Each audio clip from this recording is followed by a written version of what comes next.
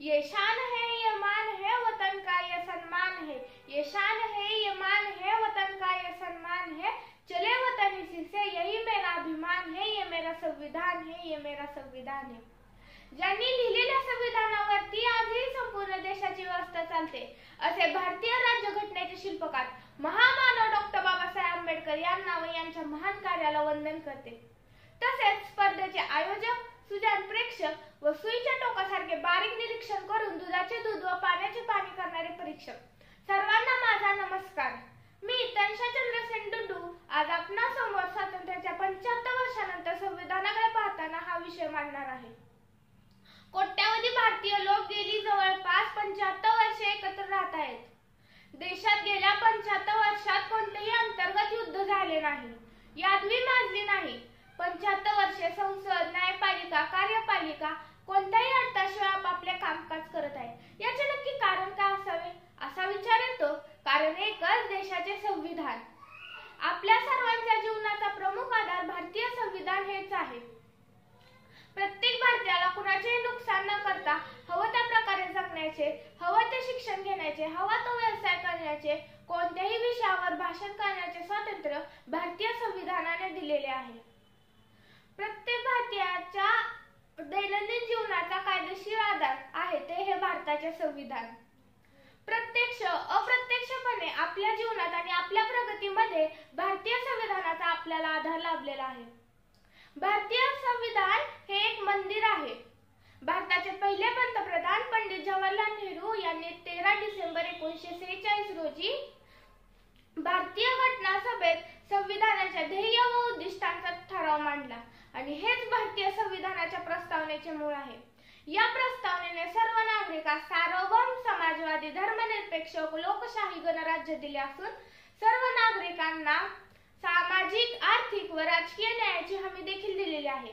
त्यासोबत सर्व नागरिकांना विचार, अभिव्यक्ती, विश्वास, श्रद्धा व उपासना याचे स्वातंत्र्य देऊन दर्जाची आणि संधीची समानता सुद्धा बहाल केलेली आहे। ज्या संविधानाने एका सामान्य कुटुंबातील चहा विकणाऱ्या कर्तृत्ववान व्यक्तीला देशाचे पंतप्रधान केले, देशाच्या आणि जनतेच्या भल्यासाठी धडाधडीचे निर्णय देखील घेत आहेत। अनेक धर्मांच्या व्यक्तींना राष्ट्रपती केले, तळागाळातील व्यक्तींना प्रशासनात सर्वोच्च पद दिले, चूल व मूल इथपर्यंत सीमित असणाऱ्या महिलेला प्रशासन हाताळण्याची संधी दिली। भारताची राज्यघटना ही भारत देशाचे संविधान किंवा पायाभूत कायदा आहे। 29 ऑगस्ट 1947 रोजी डॉक्टर बाबासाहेब आंबेडकर यांच्या नेतृत्वाखाली संविधान समितीची स्थापना झाली। अनेक बैठकांनंतर या समितीने सादर केलेला अंतिम मसुदा 26 नोव्हेंबर 1949 रोजी स्वीकारला गेला। त्यामुळे 26 नोव्हेंबर हा दिवस भारतीय संविधान दिन म्हणून साजरा केला जातो व महामानव डॉक्टर बाबासाहेब आंबेडकर यांना भारतीय राज्यघटनेचे शिल्पकार म्हटले जाते।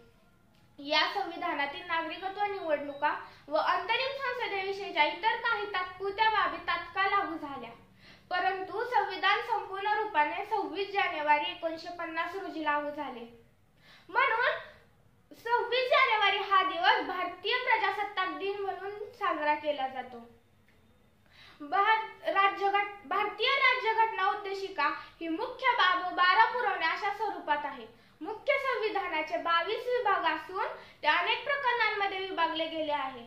सुरुवातीच्या 395 कलमांपैकी आता काही कलमे रद्द झाली आहेत। आता सध्या संविधानात 448 कलमे आहेत व अभिमानाची गोष्ट अशी आहे की भारतीय संविधान हे जगातील सर्वात मोठ्या संविधानामध्ये मोडते। दर्जनों भाषा, शेकडो विधि, हजारों विधान है, जो जोड़कर सबको साथ रखे वो संविधान है, वो संविधान है। भारतीय राज्यघटना याचे मुख्य वैशिष्ट्य म्हणजे सरकारसाठीची मार्गदर्शक तत्त्वे, संघराज्य प्रणाली व या देशातील नागरिकांचे मूलभूत अधिकार व कर्तव्य हे आहे। भारताची राज्यघटना ही 3 विभागात विभागली आहे। एक प्रशासकीय, दुसरी विधिमंडळ आणि तिसरी न्यायालय। भारतीय संविधान म्हणजे केवळ त्यातील शब्द नव्हे तर या देशातील व्यक्तीला केंद्रस्थानी मानून स्वातंत्र्य आणि समतेची आस धरणारी एक जिवंत दस्तावेज आहे। म्हणून म्हणते संविधानाला 75 वर्ष पूर्ण होऊनही त्याचप्रमाणे त्याची ओळख कायम आहे। संविधान तयार करताना 2 वर्ष 11 महिने व 18 दिवस एवढा कालावधी लागला। आपले संविधान ब्रिटिश पार्लमेंट पुढे मंजुरीसाठी ठेवण्यात आले नव्हते. या उलट आयर्लंडच्या पावलावर पाऊल ठेवून संविधानाचा अखेरचा अनुच्छेद ठरलेल्या 395व्या अनुच्छेदाने ब्रिटिशांचा भारतीय स्वातंत्र्य कायदा रद्द करण्यात आला. हे एक प्रकारचे आमचे स्वातंत्र्य आता आमचेच असेल, कोणीही दिलेले नसेल हे सुचवणारे एक पाऊल होते. भारतीय संविधान हे सर्वसमावेशक, सुस्पष्ट आणि लवचिक आहे. 73 आणि 74व्या संविधान दुरुस्तीने ग्रामपंचायत, पंचायत समिती, जिल्हा परिषद, नगरपालिका, महानगरपालिका या नगरपालिकांमध्ये 1/3 जागा स्त्रियांसाठी राखून ठेवल्या आहेत व सरपंच, अध्यक्ष, नगराध्यक्ष, महापौर या पदांसाठी सुद्धा 1/3 जागा राखून ठेवल्या आहेत. हुंडा, सती जाणे, बहुपत्नीत्व यासारख्या दुष्ट प्रथांवर कायद्याने बंदी घातली. शिक्षण, अर्थार्जन, राजकारण यासारख्या क्षेत्रात स्त्रिया हिरिरीने भाग घेऊ लागल्या. आपल्या देशात विविध धर्म, पंथ आणि भाषा असल्यामुळे आपल्या देशात सांस्कृतिक विविधता आहे. म्हणून सांस्कृतिक आणि शैक्षणिक हक्क देण्यात आला. कायम तत्पर, बुद्धिमान प्रशासन, मजबूत लोकशाही व निपक्षपाती न्यायालय ही भारतीय संविधानाने भारतीयांना दिलेली एक देणगीच आहे. संविधानाबद्दल जेवढे बोलावे, जेवढे सांगावे तेवढे कमीच. म्हणून मला म्हणायचं वाटते, संविधान हमारी आन है, तिरंगा हमारी शान है. संविधान हमारी आन है, तिरंगा हमारी शान है. हिंदुस्तान हमारी जान है, हिंदुस्तान पर जान हमारी कुर्बान है. हिंदुस्तान पर जान हमारी कुर्बान है. जय हिंद, जय महाराष्ट्र.